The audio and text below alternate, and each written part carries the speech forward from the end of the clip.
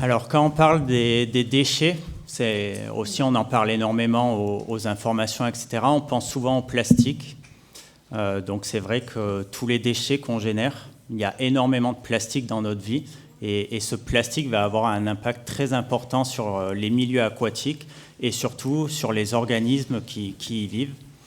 Donc, il faut savoir qu'on considère à notre époque que 75% des déchets qu'on retrouve dans les eaux, c'est du plastique. Donc, c'est vraiment un fléau très important avec des conséquences écologiques et toxicologiques pour les organismes aquatiques très importantes. Moi, ce n'est pas ma spécialité, le plastique, mais ce que je peux vous dire, c'est qu'on considère aujourd'hui qu'il y a à peu près 5000 milliards de morceaux de plastique dans nos mers et nos océans, donc ce qui est vraiment énorme. On va avoir à la fois des gros morceaux de plastique, les bouteilles qu'on jette, les poches plastiques, etc. Et également, ce que vous avez beaucoup entendu parler aux informations, les microplastiques. Donc en fait, ces microplastiques, c'est juste la dégradation de tout le plastique qu'on jette et qu'on ne recycle pas, d'où l'importance de recycler le plastique. Et en fait, au fur et à mesure du temps, les bouteilles de plastique, elles vont se dégrader par l'action des vagues, par les tempêtes, par le vent. Et ça va se faire en petits morceaux, quelques centimètres. Et ces petits morceaux de quelques centimètres vont devenir des microplastiques, donc des tout petits morceaux de plastique de taille micrométrique. Donc ça veut dire 10 puissance moins 6 mètres. Et du coup, c'est à partir de ce moment-là que le danger il est très important, parce que ces microplastiques vont être ingérés par énormément d'organismes aquatiques. Si aujourd'hui je devais analyser des tissus de poissons, des tissus de mollusques, on serait en capacité de retrouver dans quasiment l'essentiel de ces organismes des traces de microplastiques. Même les gros morceaux de plastique peuvent être dangereux. Il y a une étude récente qui a montré que 94% des oiseaux de la mer du Nord, si on les disséquait, on retrouvait des morceaux de plastique, parfois de plusieurs centimètres dans leurs estomacs. Et on a une vraie mortalité des oiseaux également par les gros morceaux de plastique. En tout cas, moi, ce que je voudrais dire, c'est tout déchet que vous allez à un moment jeter, que ce soit un mégot de cigarette, une bouteille de plastique, de l'essence qu'on jette sur du sol, etc. Tous les déchets, à un moment, vont finir dans les milieux aquatiques. Parce qu'on va avoir la pluie, les tempêtes, le lessivage des sols, et tout ça, à un moment, ça va retomber soit dans les nappes phréatiques, soit dans les fossés, soit dans les rivières, et le cycle de l'eau va commencer, et tous ces déchets, à un moment, vont finir dans le milieu aquatique. Peut-être une facette que vous connaissez un petit peu moins, on parle souvent des plastiques, mais moi, c'est une problématique qui m'intéresse beaucoup, ça va être les stations d'épuration.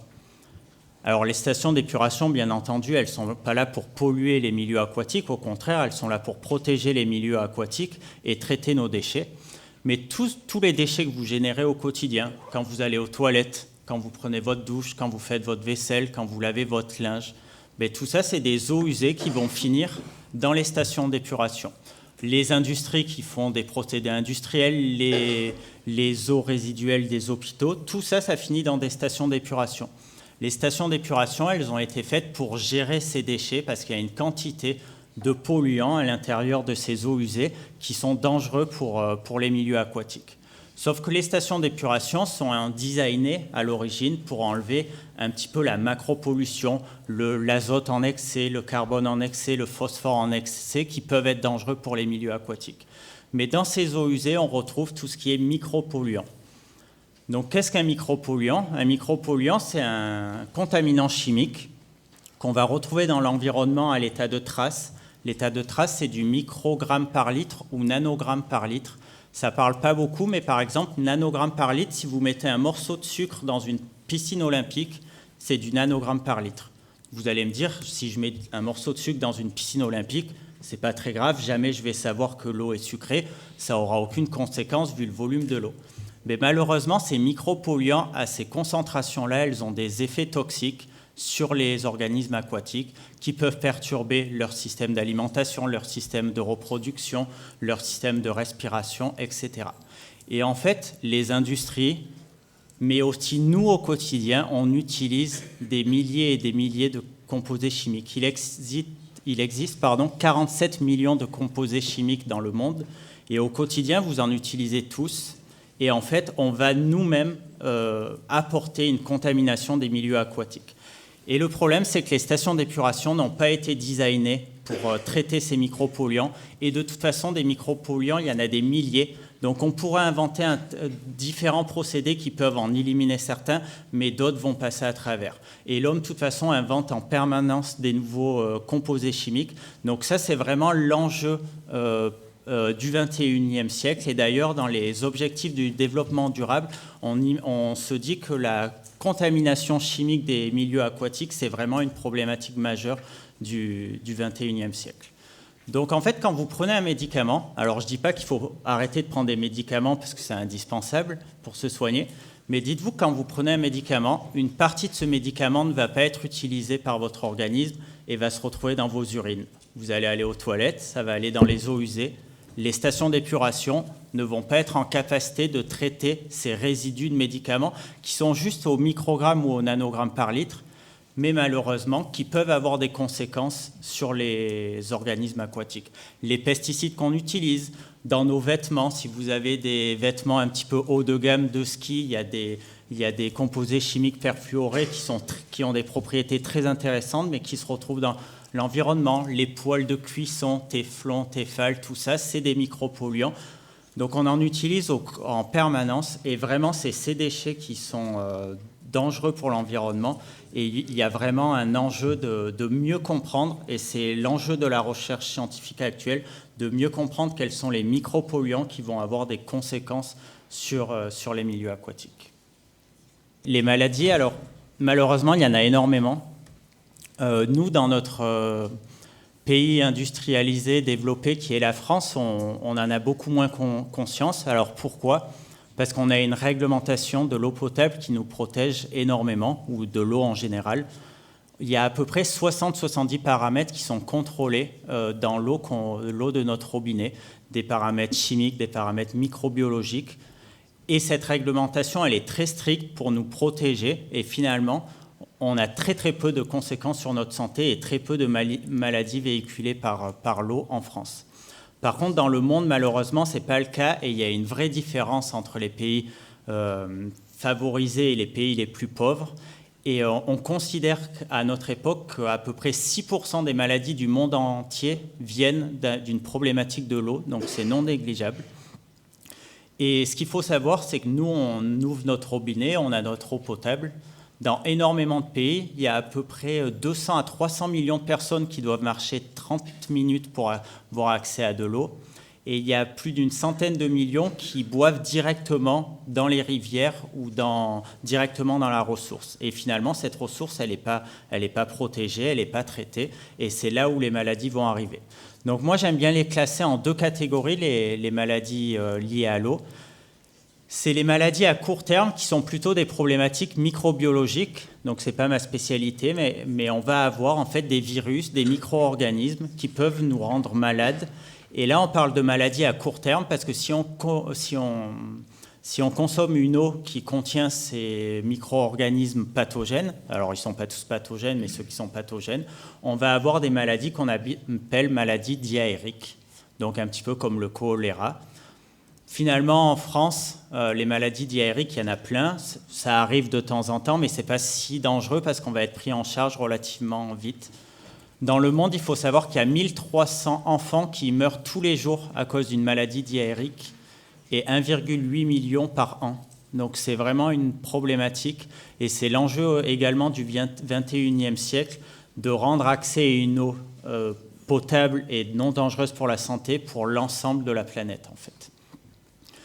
Après, il y a les maladies à long terme. Donc, les maladies à court terme, ça va être plutôt des agents pathogènes à l'intérieur de l'eau.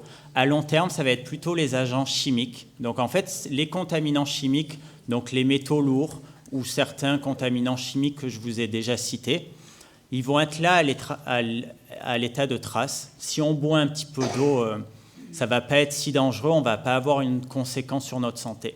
Par contre, un petit peu comme la cigarette, si vous fumez une seule fois une cigarette, ce n'est pas très bien, mais ça ne va pas vous faire des grandes conséquences sur votre santé. Par contre, le fait, un petit peu comme le son, de répéter cette exposition à des composés chimiques via notre consommation d'eau, ben là, on va avoir des maladies qu'on appelle maladies à long terme. Une qui est très connue, c'est l'arsenicisme, qui n'est pas forcément connue en France, mais qui est une grosse problématique dans le monde. L'arsenic, c'est un contaminant chimique qu'on retrouve à l'état naturel dans des eaux souterraines liées à la géologie de la Terre, dans certaines régions du monde. Nous, on a une réglementation, on ne doit pas avoir plus de 10 microgrammes par litre d'arsenic dans notre eau potable. Si vous buvez toute votre vie une eau avec 9 microgrammes par litre d'arsenic, vous ne tomberez pas malade.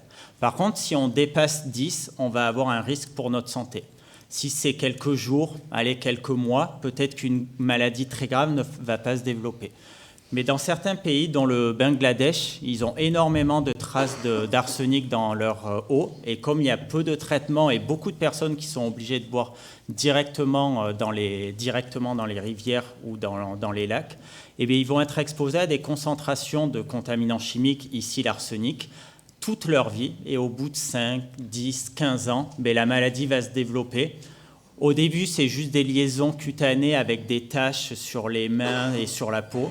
Et finalement, ça peut se développer en cancer de la peau. Donc, on a énormément de maladies à long terme qui peuvent se développer par ces polluants chimiques retrouvés dans l'eau. Un autre exemple, c'est la fluorose.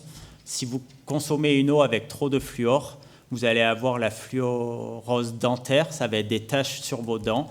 Et si vous êtes exposé plus longtemps et à des concentrations encore plus élevées, ça va être la fluorose osseuse. Et là, ça va être votre squelette qui va être impacté avec des problématiques squelettiques.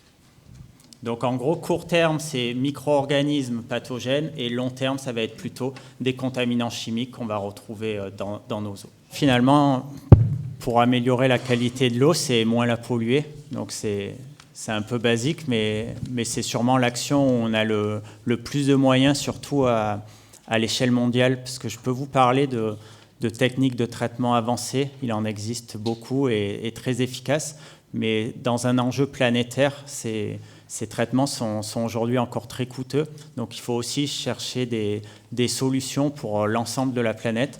Et limiter notre pollution de l'eau, elle est totalement possible. C'est des exemples très bateaux, mais par exemple, alors vous ne faites peut-être pas forcément beaucoup de machines à laver, mais en tout cas, vos parents, je suis sûr, et moi aussi je l'ai déjà fait, on nous dit qu'il faut mettre un bouchon de notre lessive, et par moment, on pense que le linge est un peu sale, on va en mettre 1,5. Et ça, en fait, ça ne sert à rien parce qu'on va mettre plus de produits chimiques dans notre eau qui ne va pas mieux laver notre linge. Par contre, ça va être plus de produits chimiques qui vont arriver dans les eaux. Donc, je dirais la première action, c'est vraiment limiter notre pollution, mieux recycler, faire attention, utiliser des produits un petit peu mieux pour la planète, etc. Donc, tout ça, c'est le premier enjeu.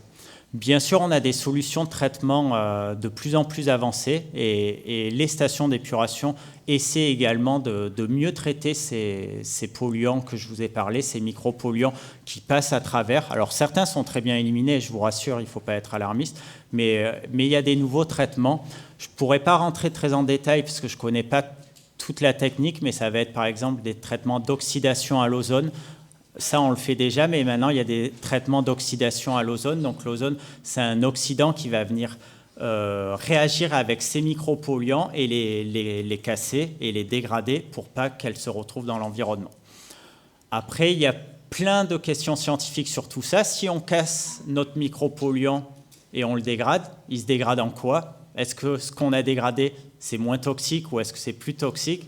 Donc vraiment, il y a énormément de questions et d'enjeux scientifiques liés à cela. J'irai aussi sur la question de l'économie de l'eau. Si on compare la consommation de l'eau dans les pays du monde entier, il y a des pays africains qui vont consommer 20 à 30 litres d'eau par jour. Nous, on est à 162 litres d'eau par jour, les Américains à plus de 300 litres.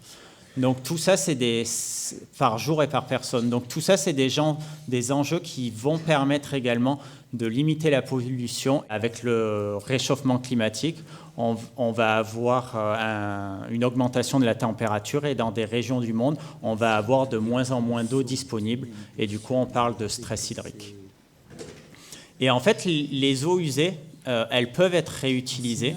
Alors l'eau de pluie pour l'eau potable, je ne sais pas si on peut le faire, en tout cas avec un budget limité. Pourquoi ? Parce que cette eau de pluie, Il y a des micro-organismes dans l'air, il y a des contaminants chimiques dans l'air, donc quand elles tombent, elles se chargent en tout ça. Quand elles lessivent sur les toits, il y a des excréments d'oiseaux, il y a des micro-organismes, il y a plein de choses. Donc l'eau de pluie est quand même contaminée.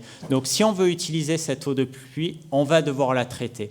Et la traiter, ça revient cher, donc ça peut se faire à l'échelle de certains pays, mais à l'échelle mondiale, ça va être assez compliqué. Par contre, cette eau de pluie ou l'eau usée des stations d'épuration, elle peut être utilisée pour arroser les jardins, pour les sanitaires, pour plein de choses. Et en fait, on pourrait limiter notre utilisation d'eau potable et utiliser plutôt ces eaux qu'on appelle réutilisation des eaux, en fait. Et dans cette réutilisation des eaux, les scientifiques actuellement travaillent sur des processus basés sur la nature qui sont très intéressants. En fait, on essaie de recharger les nappes phréatiques, parce que comme je vous l'ai dit, dans des endroits où il y a un stress hydrique, les nappes phréatiques vont être pas asséchées, mais vont être en manque d'eau. Et en plein été, on peut avoir des problématiques d'eau. Donc le but, c'est au lieu de recharger les rivières de nos eaux usées, c'est recharger les nappes phréatiques. Sauf que le problème, je vous ai dit que les eaux usées contenaient plein de contaminants qu'on n'arrivait pas à traiter. Alors pourquoi on va recharger les nappes phréatiques avec de l'eau contaminée et on va aller contaminer notre eau qui est relativement pure? Mais pourtant, c'est sûrement l'enjeu du 21e siècle et on va y aller de plus en plus. Et actuellement, nous, on essaie de trouver des solutions basées sur la nature. On appelle ça des barrières réactives. On va faire un sol qu'on va composer nous-mêmes avec du sable, du compost, des copeaux de bois, de l'argile et plein d'autres matériaux naturels. Il y a dans certains pays, on utilise les épluchures de bananes, les noix de coco. Et tous ces matériaux ont des propriétés super intéressantes qui vont piéger ces micro-organismes. Et en fait, quand on va recharger la nappe phréatique, eh bien, on va améliorer la qualité de l'eau de manière écologique, économique et efficace. Et en fait, ces matériaux naturels, ils vont venir piéger une bonne partie des micro-organismes. On a la chance qu'il y a plein de petites bébêtes dans les sols, des micro-organismes. Et bien en fait, elles sont super intéressantes pour nous parce qu'elles vont venir manger, entre guillemets, les petits micro-organismes. Elles ont besoin de carbone pour manger, donc elles vont venir dégrader ces micropolluants. Et en fait, grâce à cette barrière réactive, on va piéger des micropolluants et en plus, on va laisser les micro-organismes le temps de les digérer et de les éliminer finalement. Et cette réutilisation des eaux usées, si on arrive à trouver et à valider ce système, ça peut être vraiment un enjeu indispensable des problématiques qui vont être liées à la qualité de l'eau et au manque d'eau dans les années à venir.